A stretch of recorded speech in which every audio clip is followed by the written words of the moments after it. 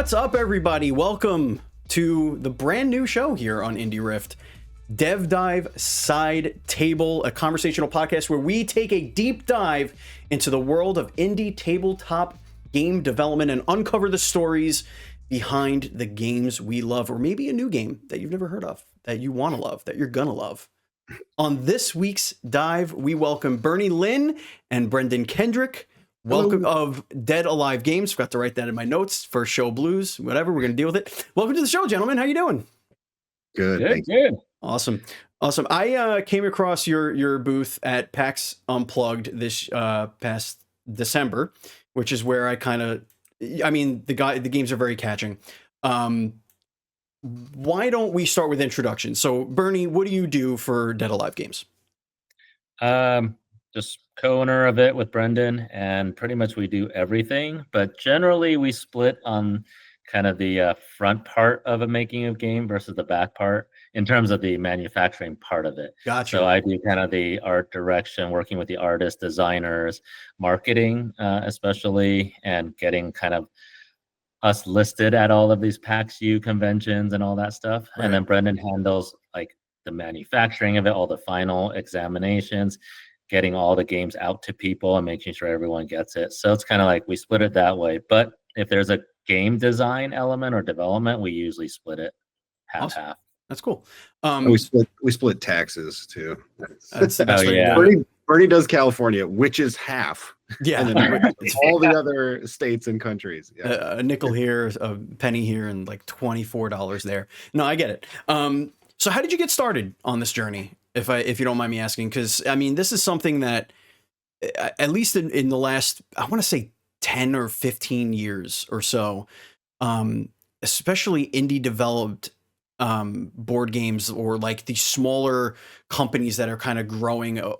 I feel like it started kind of with Kickstarter, really. Like the advent of Kickstarter kind of like sparked this interest in, there's people other than Parker Brothers or Milton Bradley making games. So where did you guys get your start in the industry? Well, we played a lot of games together. So miniatures games that we really love, like Guild Ball. We started with X-Wing. That's how we met, playing X-Wing. And then, Bernie was more into board games. So we started, he invited me to his board game days. We started going to some conventions, stuff like that, and playing a lot of different types of games. And I bought a game that I won't name here, but I really wanted to love it. I was painting miniatures. I painted all the minis for it.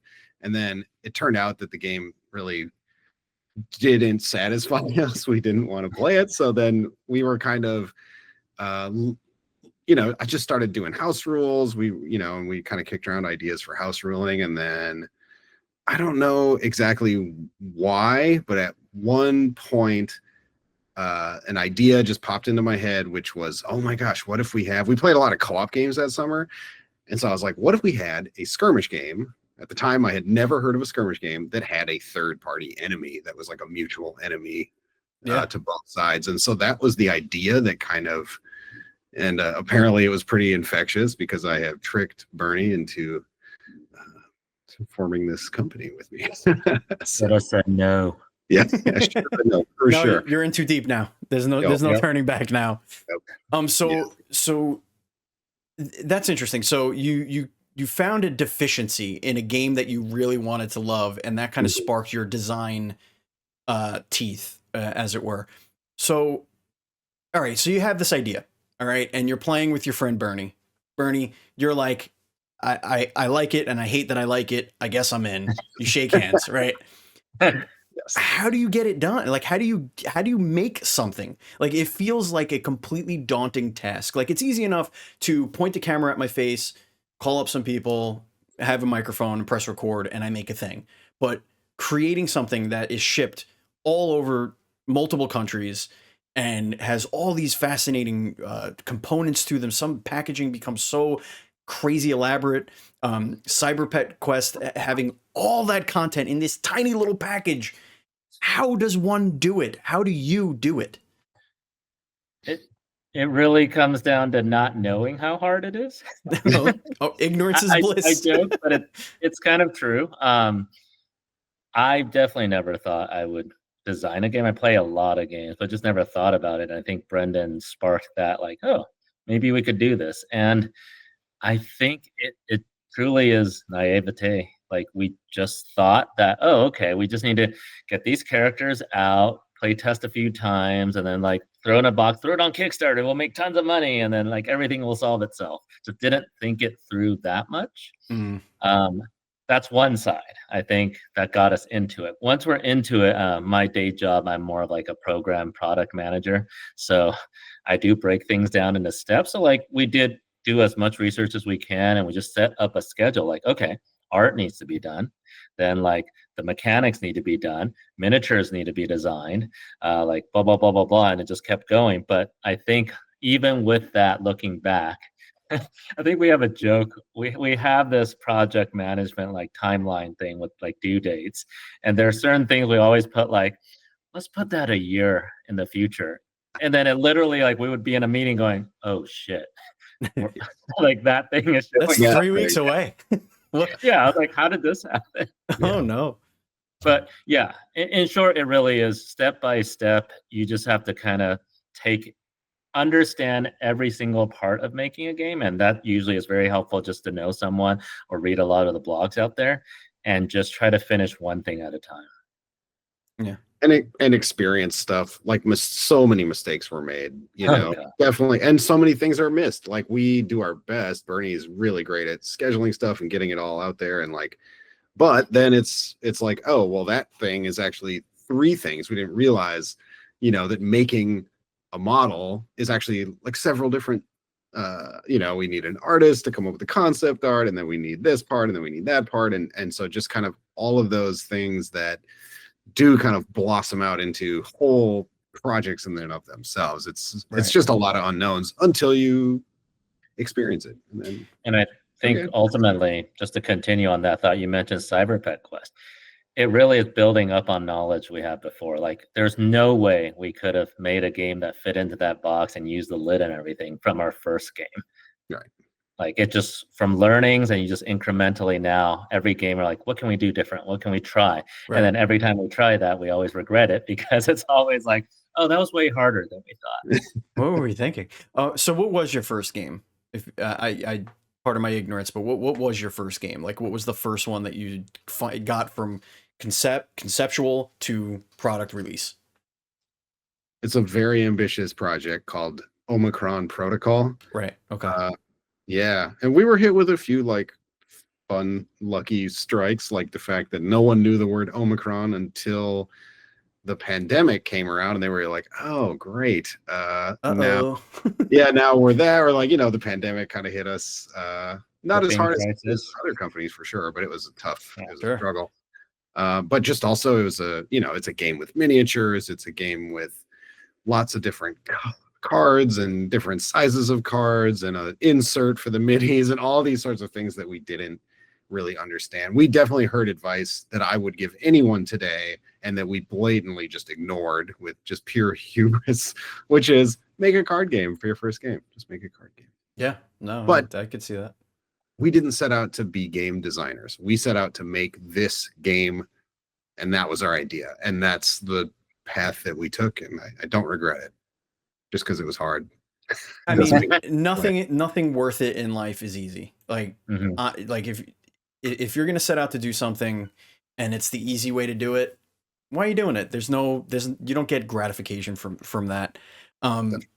So you had that experience. You had that kind of come your way, and then Lunar Rush was sort of brought to you. Is that how that worked out?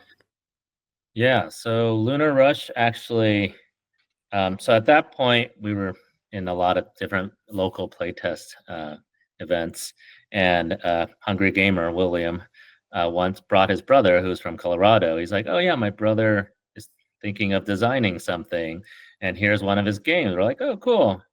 And Hungry Gamer, William has helped us so much. Like, I mean, his channel kind of started right around when we started Omicron Protocol. He was one of the very few people who was willing to even make content for it. Sure. even though he's not even a miniatures player. So like, we're really thankful for that. So he brought his brother. His brother had a cool space game, and I love anything sci-fi. So we played it, and it was like, it's a great game, just very, again, heavy. Like, to make that game, it's probably like an $80 to $100 game. So never thought much about it. I think he was working on it. Then a couple years later, and during the pandemic, he reached out and he's like, "Oh, I made another game," and we just played on Tabletop Simulator online. And even though it was so like prototype and like there were a lot of things that probably need to be refined and stuff, I play tested it 10 times in 2 months Nice. because I couldn't. Anytime he's like, "Oh, I need another playtest," I'm like, "Yes, sign me up." And it was from that, and then I finally, after those 10 times, I got Brendan. I was like, "You got to try this game." And at that point, we just finished sending all the files for Omicron Protocol to China to make. So it's like the game technically is like done. And we're thinking, well, what do we do with Dead Alive Games? Like, do we design another game? People talk about publishing. So we're thinking about that. So we're like, hey, this might be a good opportunity to have a game to publish. So Lunar Rush became our first published game. That's awesome. And we actually have B-roll of Lunar Rush that is from the Hungry Gamers YouTube channel, courtesy of the Hungry Gamer. Thank you very much for allowing me to use that so people could see what these games look like. And of course, check out his channel when you have a second, because if you need to learn how to play a game, that is where I go. I'll be completely honest with you. Awesome stuff. I think we made all of our Learn to Play so far. Yeah, that's why this is working out so well, because I looked, I was like, who's gonna have B-roll of board games? Like, who's gonna have that being played where you're showing all the components? And I'm like, there's got to be something out there. So at first I looked for reviews, and it was like, oh, I don't want to look at this guy's face or this person's face the whole time. And then finally it clicked. And I was like, Learn to Play, and lo and behold, the two games I wanted to talk about here are on his channel as a learn to play. So that was fantastic. So thank you very much, Hungry Gamer. Appreciate you. So okay, so you brought that in. So you decided, all right, we're going to publish this game.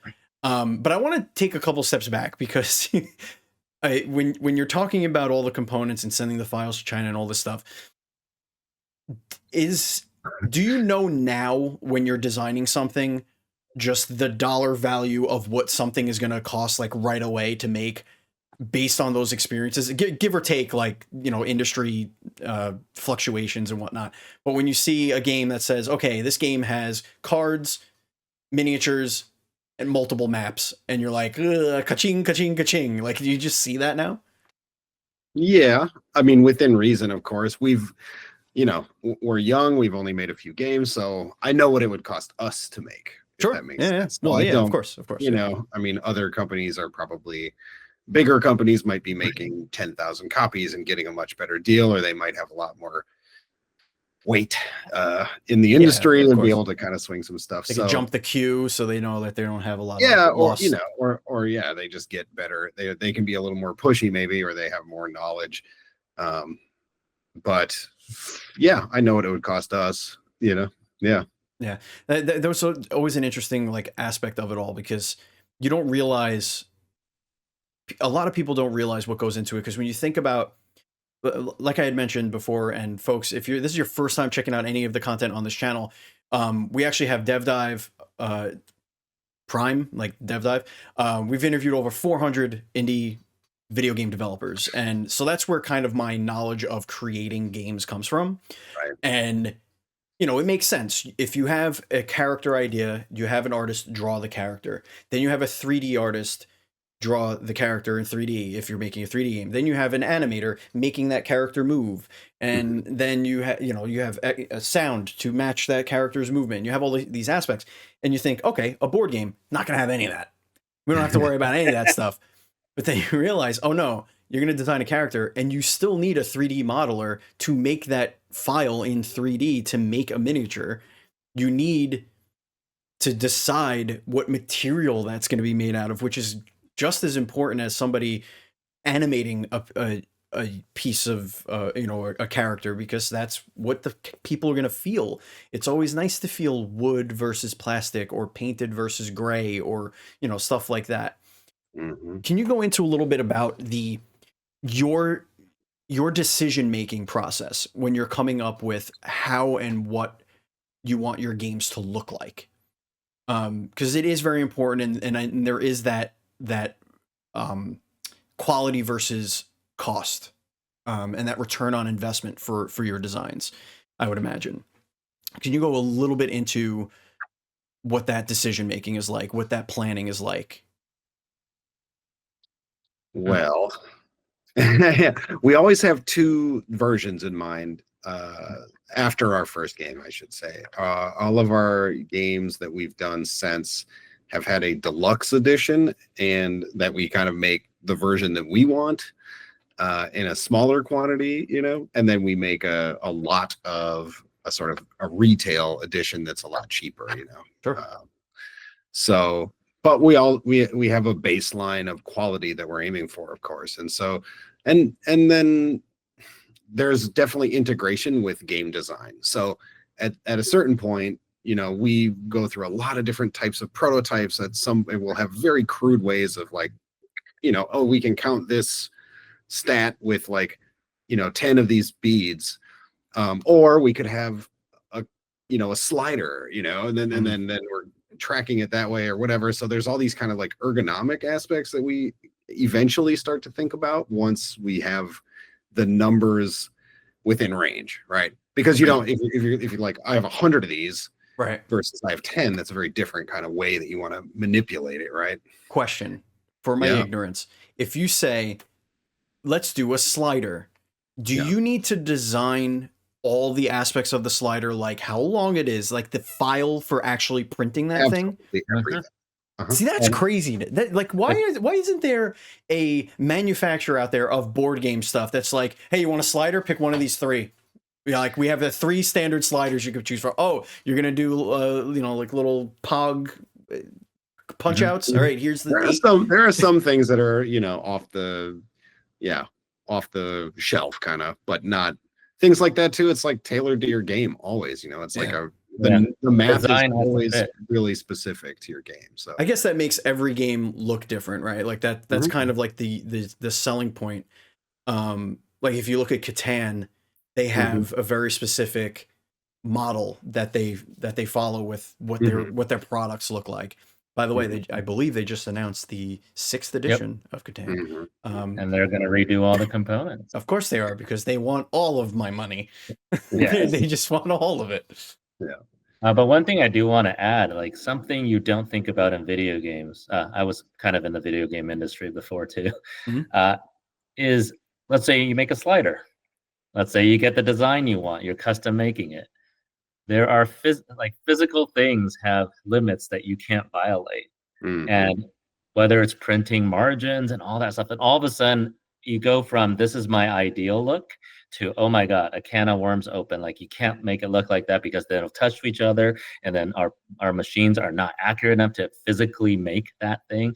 And all of a sudden that's like a month of back and forth. That's what I was going to say. That's got to be it's one thing to tweak rules and gameplay and making sure your game is balanced. Now you're like, oh, but we also have to make this dial balanced because it won't friggin' print. It won't spin correctly. That's just like a whole subset of problems that like you don't think are going to be so prevalent in tabletop and board game design. And even in just game components, so not even the game itself, like the all those nice inserts on the board games. We did not realize if someone like a 3D animator like just puts together a 3D model, oh, that angle is too sharp. Yeah. It has to bend at a certain less sharp of an angle. Otherwise, the plastic cannot be molded that way. We're like, what?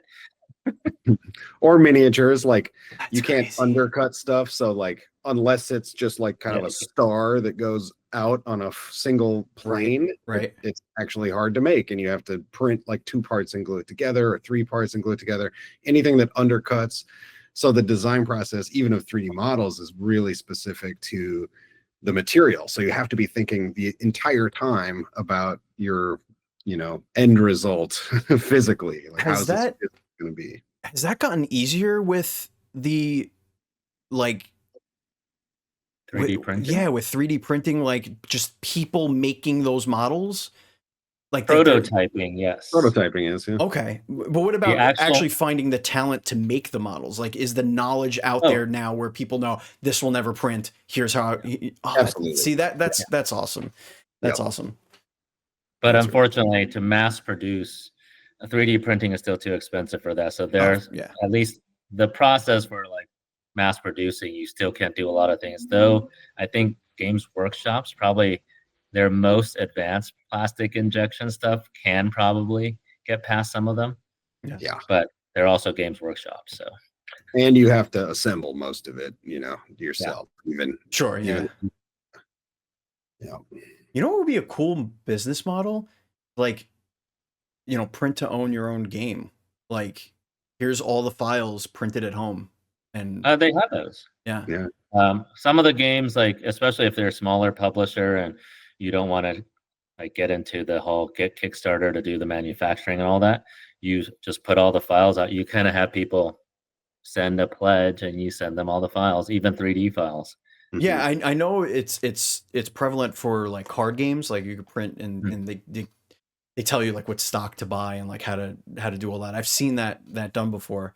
And I've also seen there's also a card game that was all over PAX Unplugged this year called Altered that I was really into. I really enjoyed it, and I bought a whole booster box. Whatever. I love the concept of that game, but you eventually, supposedly, you're going to be able to like take your cards and reprint them. So if you like want to have one in like digital record of each purchase, so you there's certain things that you get like a foil, like it's like a rare foil, it'll say. So you could foil any of your rare cards digitally, and then you can send it to be printed, and you'll get the physical copy of that foil card. So that's like another cool like use of these kind of direct to consumer sort of creation tools that are out there. But I can imagine going into like a board game cafe, for example, and there's like 5 or 6 games where it's like, did you really like that?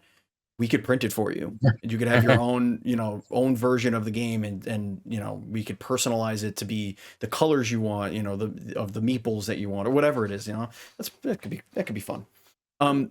So I want to talk a little bit. I want to get into a little bit of the weeds into Cyber Pet Quest, because it's adorable. First of all, number one, and number two, it's a lot deeper than it looks when you're looking at it, like a lot deeper. So tell us what Cyber Pet Quest is all about.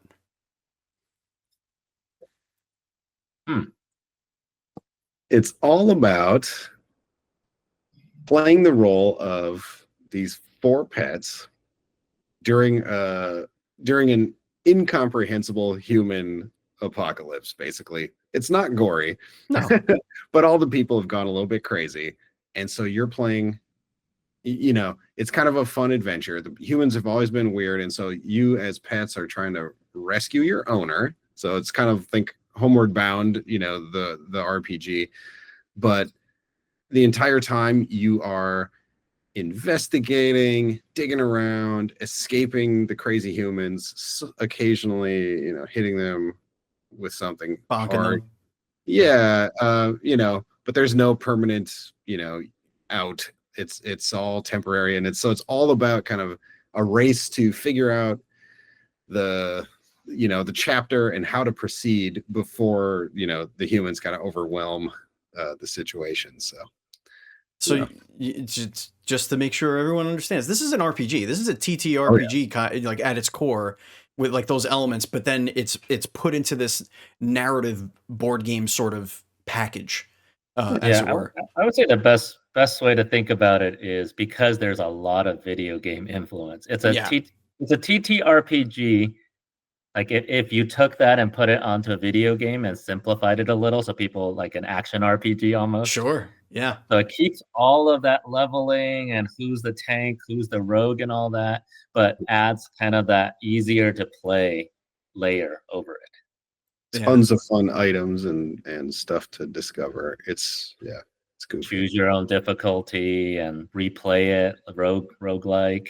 So all of these things were kind of added to it to make generally TTRPGs and adventure, like these legacy games or campaign games, much more accessible to everyone. So you don't want to just dump someone on Gloomhaven if they never played anything other than Catan before. Right. Yeah. So tell me a little bit about how you designed it so that it is more approachable. How do you kind of bridge that gap between, because just saying all of these acronyms and, you know, saying, don't worry, it's easy, you'll have fun. Like it can still be super daunting to a new gamer. So go a little bit into that. Well, we tried to make the basic actions of the game are all, so it's all in front of you. You have a character card for each of the pets. And so we tried to make the system as sort of user-friendly in a way as possible. So you basically generate energy with your pet, and then there's just a menu of stuff you can do with that energy. And that includes moving, you know, to adjacent spots, or interacting with things in the environment, or bonking a bad guy. We call them Sims, just cyber mimetic sociopaths. So to hit them, costs you a certain amount of energy. And we varied the costs on those a lot to kind of represent the animals and their different species, like who they are, what their archetype kind of is. And so just having that menu and then any kind of special abilities, it should all be kind of there in front of you. So we tried to minimize like looking up rules, trying to make it. Can you do that? I don't know. Let me look at the thing. It's like, does your card say you can do it? Then you can do it. You're good. Yeah. Ultimately, the basic set of rules we could teach. I mean, it's on that one tarot card. Like if I just read through that, the rules. Yeah. We wanted to make it so that, just like you said, you don't want everyone to keep looking back and memorize the rules. So it's like, if anything changes, it's a card in the game. Like you investigated the chair. What does the chair do? The rules are on there. So you make decisions every time you reach that point. You don't have to go like, have to remember 20 rules to make like 20 decisions all at once. So kind of breaking it up like that allows people to be able to just play, make one decision based on this new information you got. It's a very moment-to-moment experience, which I really like about the game. And the initiative system too, which is just random. We shuffle the deck each turn, so you have one card for each pet, one card for each enemy, and you just shuffle those two decks and then alternate flip. So it's it's all very much an experience. It's not something where you really are plotting ahead and thinking, okay, the optimal thing to do is have you move and then you move and then blah, blah, we'll try to do this all together. It's very much, you just can't. It's more in the moment. Oh shoot, what's the best decision right now? You hear that, everyone? No metagaming cyber pet quest. That's right. That's right. I get the vibes from like the people. I get ToeJam and Earl vibes, where just humans are just weird. Like they're just weird. This is like the carrot guy and the weird scientist. It's just like these guys are acting weird. We need to bonk them on their heads and put them in there. Now they're just even weirder. Yeah. Now they're even weirder. Is right. Yeah. That's a good way to think of it. Yeah. the dentist is after me. Oh no, that was my owner. What do I do? That's unfortunate. All right, before we get into a rapid fire segment of the show to end things up, are there any final things you want to tell people about your CyberPet Quest or Lunar Rush or any of your other products out there? Do you have anything special coming for them? Anything special out right now or something like that you want to? Yeah, I could mention a few things. I think I'm not sure if I showed you at PAX. We had that trick-taking game, Lunar Skyline. I did see it. I didn't get to really get a rundown of it, but I did see it. Yeah. Yeah, we just finished the Kickstarter before PAX, and we're working on that right now. Hopefully, it'll be out kind of probably by the May, June. So definitely by Gen Con, we will have it. And we're definitely exploring different genres, and each genre, the goal is always, I think if you look at all of our games, the consistent theme is the basic rules are really simple, or as simple as possible for that genre. And then all of the hard strategic tactical parts are in the interaction. So this is a trick-taking game where I could teach the rules in probably 2-3 minutes. But once you start playing, you're just like, oh, there's so much to think about. Layers. It's like an onion. Yeah. Love it. It's thinky. Yeah, that's fun. Yeah. And then we have a few small games coming out in the year, but the big one is the expansion to Lunar Rush. That we're prepping that right now. adding a 5th player to that, and the biggest change is the asymmetric factions. It was one of the things that we really wanted. I love anything asymmetric. Some of my favorite games are all asymmetry based, but I think it was part of it's get the game out or delay it another 1 or 2 years. So we decided to get the game out immediately, start working on it, start testing it, because asymmetry is really hard to balance. Sure. Yeah. And now it's kind of been in the background for the last 2 years, and it's ready to go this year. Awesome. And we'll have a link to all of Dead Alive's games to the shop here in the description below. So you click that and maybe buy something new to play with your core group, or maybe by yourself. I don't know. Maybe that's what I do. Maybe I set up 2 players and I play both players. You can't stop me. You're not my mom. You got you covered. Yeah. You got you covered. Yeah. Full solo and co-op modes in all of our games. And honestly, from the bottom of my heart, bless you for doing that. Thank you so much for giving the solo option. It is so wonderful to just kind of unwind, pour yourself your favorite beverage, crack open a rule book, read that for 4 hours, and then get in and play yourself some solo board games. I love that stuff. And the fact that you do it where it's just one card, no studying, no flipping. Yeah. Thank you for that. Okay. Enough of that. Enough of that ego stuff.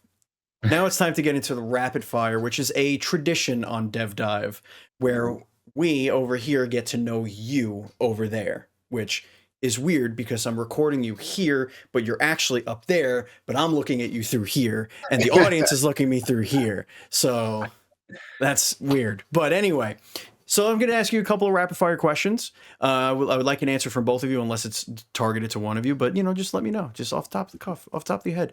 First one, very simple. Is cereal a soup? No. No. Okay. I don't need to know why. It's just this is what rapid fire is. Okay. What stupid trend did you fall victim to in high school? Fat pants. Wow. Big old Janko jeans, baby. Big old jeans, baby. Yep. Ranger jeans. I think I was just not trendy, so none. Mm. I was a dork. So. Okay, so let's think about it. So high school, when was high school for you? 90s?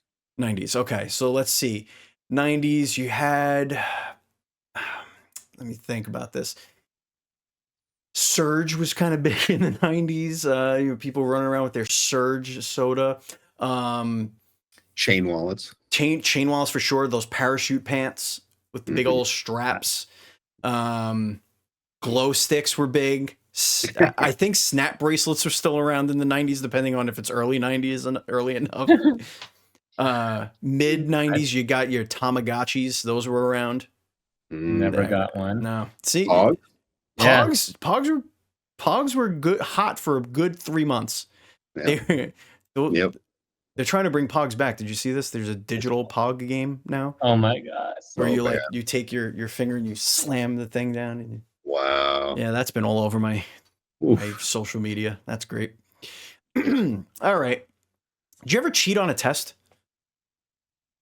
No. Not that I remember. Okay. How many clocks is too many clocks? 3. 5. Okay. I'm not gonna. No answer. Did you ever try and taste a scratch and sniff? No. That was very 90s. Scratch and sniffs were crazy. Yeah. That was crazy. I was always cautious about what I put in my mouth. So. You're very smart. Were you then? Deliberate, we'll say. Yes. How late is too late to cancel a plan with someone? Boy, if you asked me 10 years ago, I would have told you like 1 minute. 1 minute after the plan I would say same day. Same day. Same day, but like the short person... of an emergency, same day. Yeah, like if it's like 8 a.m. in the morning, then right. Probably the night before. But if it's like in the afternoon, probably the latest would be that morning. Yeah. And an activities distance, like if a work day is the activity, then like give the person their work day to like figure something out. Or if it's sleeping, then give that. I get it. No, that's good. That's good. 24 hours is safe. Yeah. Okay. I got a couple more here. Some of them are silly, so bear with me. How many bananas? 1. 3. Okay, that's fair. Yeah, that's fair. Something I have in my when you have like a aerosol can and you're just playing around with it, how tempted are you to just spray it in somebody's eyeballs? Like not even a little bit. You don't even fantasize about it a little bit. For those audio listeners, ears, we got nose. In their ears, not eyeballs. Earballs. I like it. Yeah. All right, you want it to be annoying, but not like damage something. I understand. Do you ever get sick from eating a food that you've never eaten that food ever again? And if so, what was that food? Yeah, I did, and it was mushroom stroganoff. Wow. Yeah, I could see that because it was probably really good and you ate a whole lot of it, didn't you? Yeah, and I think I got a flu. I mean, I was young, and I think I got just a bug, and that was I didn't get sick from that, but I was association. Never I got you. again. Nope, not doing it. What about you, Bernie? I've had quite a few, but I still eat those things. You're a brave I don't know man. what that says about me. You're brave. That's what it said. And also maybe not mentally disturbed in some way. Yeah. For me, it was cheese nips. I don't know if you've ever heard of cheese nips. Not Cheez-Its, cheese nips. For whatever reason, they were just greasier than Cheez-Its. They just had like that greasy, and I ate a whole box of them once in bed as a kid, sneaking. And I was a bad day. I've never had a cheese nip again ever since. I bet you haven't snuck a box of crackers into bed either. I mean, well, all right. Final question. We'll do a final question here, and then we'll get going. If there was one IP in the world that you can make your board game or tabletop game, what IP would you like to make a game of?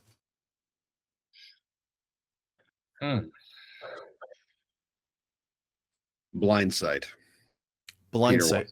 Blindsight. I don't know Blindsight. Yeah. It's a crazy book. Blindsight. Peter Watts. It's really good.